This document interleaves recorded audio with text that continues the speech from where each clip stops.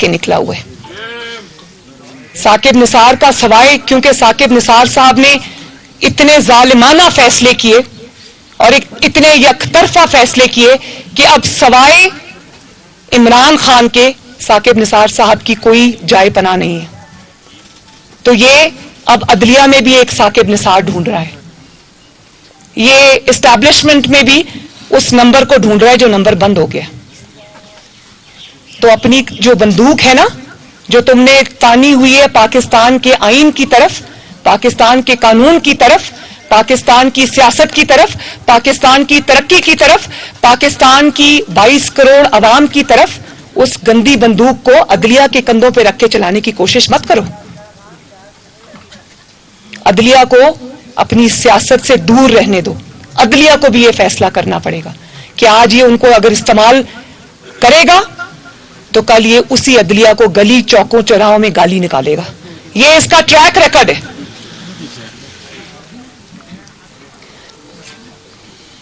اور پھر آپ بات سنیں, جب منہ کھولتا ہے تو غلاظت ٹپکتی ہے. کیا اس طرح کا, میں دوبارہ سے آج یہ بات کہتی ہوں کہ جب تک عمران خان اس سیاست میں ہے, پاکستان کو لکھ کے دیتی ہوں, جب تک اس کی گھیراؤ جلاؤ کی سیاست کو روکا نہیں جاتا, پاکستان 1 انچ بھی ترقی نہیں کر سکتا, پاکستان 1 انچ بھی آگے نہیں بڑھ سکتا. اور یہ جو کہتا ہے نا ہمارا تو پرامن مارچ تھا, تو میں تو اس لیے وہاں سے بھاگ گیا, چلا گیا, کیونکہ مجھے نظر آ رہا تھا کہ لوگ جو ہے وہ یہاں لڑائی ہو جائے گی, خون ہو جائے گا. بھئی اور کتنی لڑائی ہونی تھی؟ پورا اسلام آباد, پورا دارالخلافہ پاکستان کے وفاق کی علامت کو آپ نے آگ لگا دی. اس کے پیچھے اور کیا بچتا ہے؟ کبھی کسی نے جنگوں میں بھی درختوں کو آگ نہیں لگائی. جب درخت جلے تھے تو میرا دل جل رہا تھا, جب وہ گرین بیلٹس جل رہی تھی تو میرا دل جل رہا تھا. لوگوں کو کہتا تھا میں کتنے ارب درخت لگا رہا ہوں, وہ 1 ارب درخت جو تھے وہ سارے خیبر پختونخوا کے وزیروں کی پاکٹس میں چلے گئے. اور عوام کو کہتا تھا 1 ارب درخت لگا رہا ہوں, پورے اسلام آباد کے درخت جلا دیے, گرین بیلٹس جلا دی. تو وہ اسلام آباد مسلم لیگ نون کا تو نہیں ہے, وہ اسلام آباد حکومت پاکستان کا تو نہیں ہے, وہ اسلام آباد 22 کروڑ عوام کا ہے. وہ پاکستان کی, وہ اسلام آباد حکومت کا نہیں ہے, وہ اسلام آباد پاکستان کی امانت ہے. اور جب تم نے دیکھا کہ لوگ نہیں آئے, تمہیں مسترد کر دیا لوگوں نے, تو تم یہ بہانہ بنا کے نکل گئے اور بعد میں آ کے کہتے ہو کہ ایک چھوٹی سی تقریر کر کے تم دوڑ گئے, اور بعد میں آ کے لوگوں کو یہ کہتے ہو کہ میں نے ان کو روکا ہوا تھا کیونکہ وہاں پر آگ اور خون اور فساد ہو جانا تھا. اس سے زیادہ فساد اور کیا ہوتا ہے؟ اس کے بعد باقی کیا بچتا ہے؟ پولیس والوں کے سینوں میں تم نے کھڑے ہو کے گولیاں ماری, اس کے بعد اور کون سا فساد بچتا ہے؟ تمہارے لوگوں کے گھروں سے اسلحہ برآمد ہوا, اس کے بعد اب کون سا فساد بچتا ہے؟ پورے اسلام آباد میں تم نے آگ لگا دی, اس کے بعد اب کیا بچتا ہے؟ لیکن شاباش ہے پاکستان کے عوام کو کہ انہوں نے اس فتنے کو سب سے پہلے پہچانا. اور پھر کہتے, کل میں ان کی ایک خاتون رکن ہے ان کا سٹیٹمنٹ پڑھ رہی تھی, کہتے ہمارے لیے راستہ کھولے, پھر دیکھیں انقلاب کیسے آتا ہے. انقلاب راستے کھلنے سے نہیں آتا, انقلاب بند راستوں کو کھول کر اپنا راستہ بنا کے آتا ہے. تو اگر یہ کہیں گے ہم نے تو انقلاب لانا تھا لیکن سامنے رانا تھا,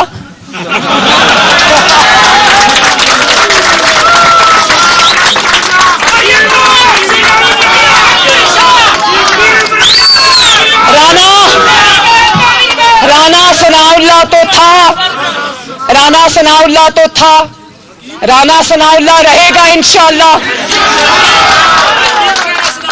رانا ثناء اللہ اس دھرتی کا بیٹا ہے.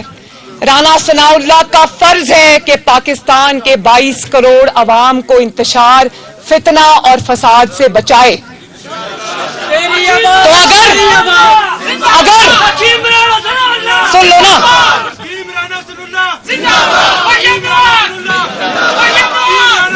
تیمینہ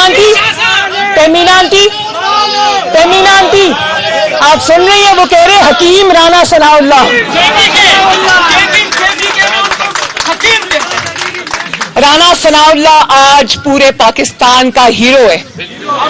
اور جب آپ کسی کے ساتھ ظلم کرتے ہو, زیادتی کرتے ہو, ناانصافی کرتے ہو تو فیصلے آسمان سے آتے ہیں. یہ وہی رانا ثناء اللہ تھا نا جس کو تم نے ہیروئن کا جھوٹا مقدمہ ڈال کر اس کے اوپر تم نے اس کو بند کیا سلاخوں کے پیچھے. وہ یاد ہے نا کہ جان اللہ کو دینی ہے. اور آج اللہ تعالیٰ کا فیصلہ آیا تو آج وہی رانا ثناء اللہ ان کے آگے پاکستان کے لیے دیوار بن کر ڈٹ کے کھڑا ہے.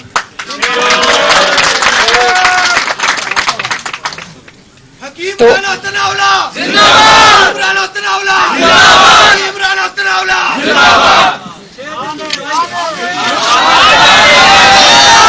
رانے رانے رانا رانے.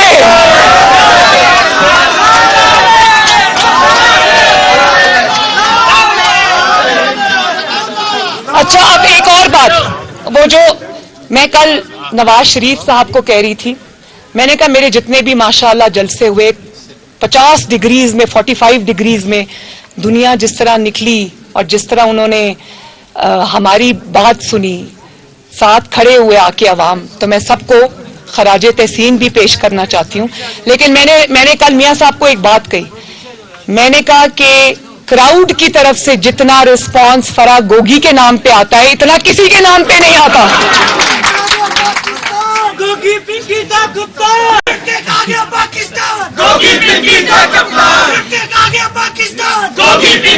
اچھا ٹھہر جاؤ. اب فرح گوگی کو نیب نے نوٹس بھیجا کہ جواب دو, یہ لوٹ مار جو تم نے کی ہے اس کا جواب دو, اپنے ذاتی ملازموں کے ناموں پہ, اپنے کوکس کے نام پہ, اپنے نوکروں کے نام پہ. تو کل نیب نے کہا کہ فرح گوگی صاحبہ کا جواب آیا کہ لائر کے ذریعے کہ فرح گوگی صاحبہ تو کوئی پبلک آفس ہولڈر نہیں ہے, اس لیے ان سے سوال نہیں پوچھا جا سکتا.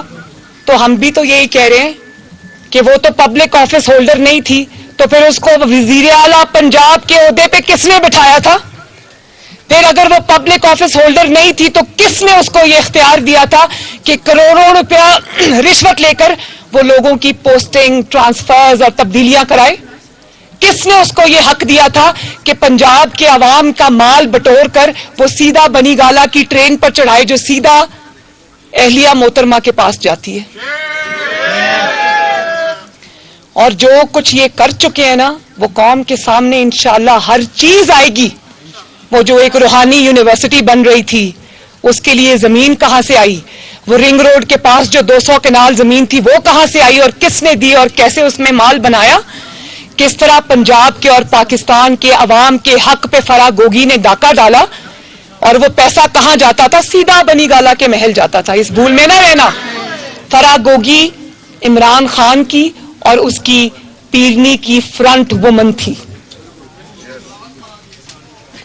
تو میں یہ کہنا چاہتی ہوں کہ جب لوٹ مار ہو رہی تھی, جب عوام کا حق کھایا جا رہا تھا, اس وقت فرح گوگی آفس ہولڈر تھی.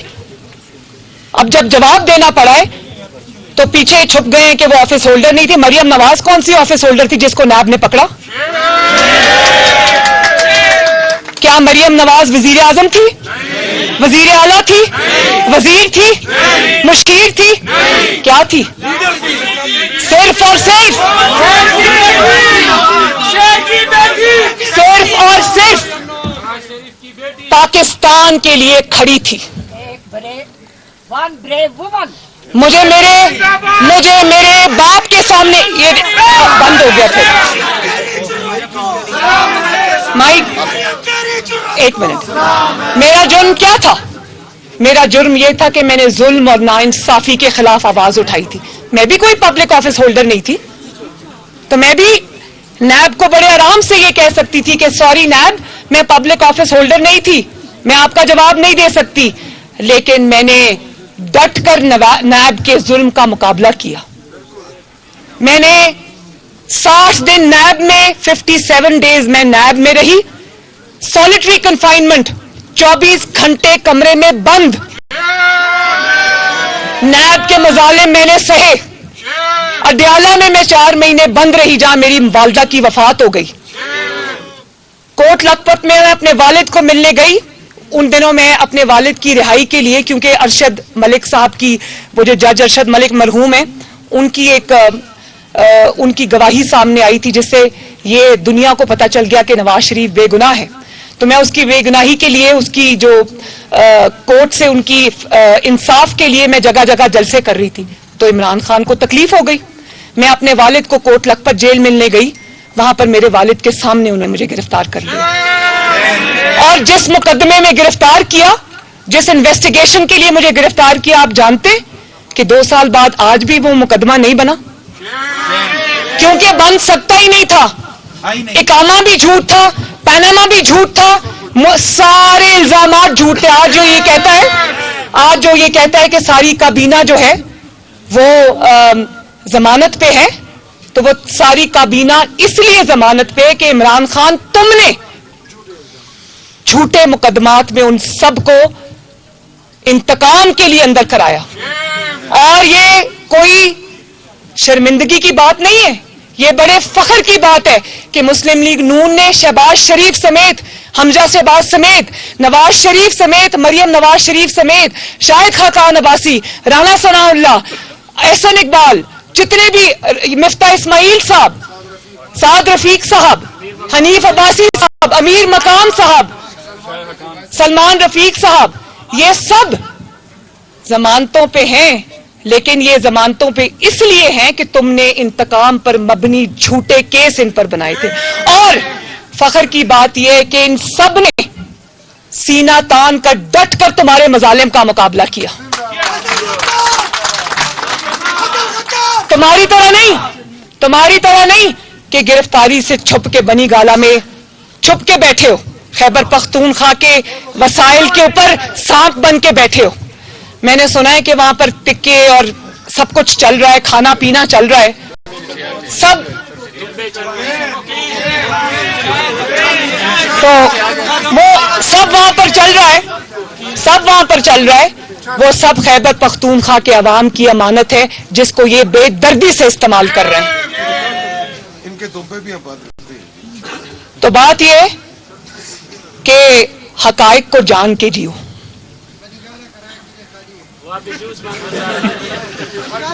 اور جتنی دن عمران خان آج پشاور کے بنکر میں جا کے گرفتاری کے ڈر سے چھپ کے بیٹھا ہے نا، اور جہاں پوری خیبر پختونخوا کی حکومت اس کی تواضع اور آؤ بھگت میں لگی ہے اور وفاق پہ حملہ کرنے کی تیاری کر رہی ہے، میں خیبر پختونخوا کی عوام کو یہ کہنا چاہتی ہوں، اور میں غیور پختونوں کو یہ کہنا چاہتی ہوں کہ جتنا پیسہ ان پر خرچ ہو رہا ہے، اگر یہ پیسہ خیبر پختونخوا کے عوام پر خرچ ہوتا، جتنا ٹائم اب کے پی کے وزیر اعلیٰ ہاؤس میں عمران خان بیٹھ کے لگا رہا ہے، اتنا ٹائم اپنے اس پچھلے 10 سال میں اس نے خیبر پختونخوا پہ لگایا ہوتا تو خیبر پختونخوا میں بھی ترقی آج لاہور کی طرح ہوئی ہوتی۔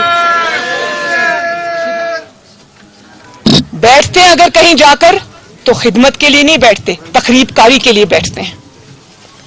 اور پھر کل پرسوں میں سن رہی تھی ایک نیا پروپیگنڈا، کیونکہ جھوٹا خط جو ہے اس کا تیا پانچا ہو گیا، جھوٹی سازش کے ڈرامے کا تیا پانچا ہو گیا، مجھے جان کا خطرہ ہے، میں قتل کر دیا جاؤں گا، اس کا تیا پانچا ہو گیا، لانگ مارچ کا تیا پانچا ہو گیا۔ تو اب ایک اچانک نئی بات آئی ہے کہ حکومت پاکستان نے شاید کوئی وفد اسرائیل بھیجا ہے۔ ایک منٹ، وہ قطع نظر اس بات سے کہ اس نے کیا الزام دیا ہے، اس کے اپنے لوگ اس وفد میں شامل ہیں جو اس کے فائنانسیئرز ہیں، اس کا حکومت پاکستان سے کوئی تعلق نہیں۔ حکومت پاکستان آج بھی اپنے فلسطینی بہنوں اور بھائیوں کے ساتھ کھڑی ہے، اور اسرائیل سے بات کرنا تو کیا کبھی مڑ کے اسرائیل کی طرف نہیں دیکھے گی۔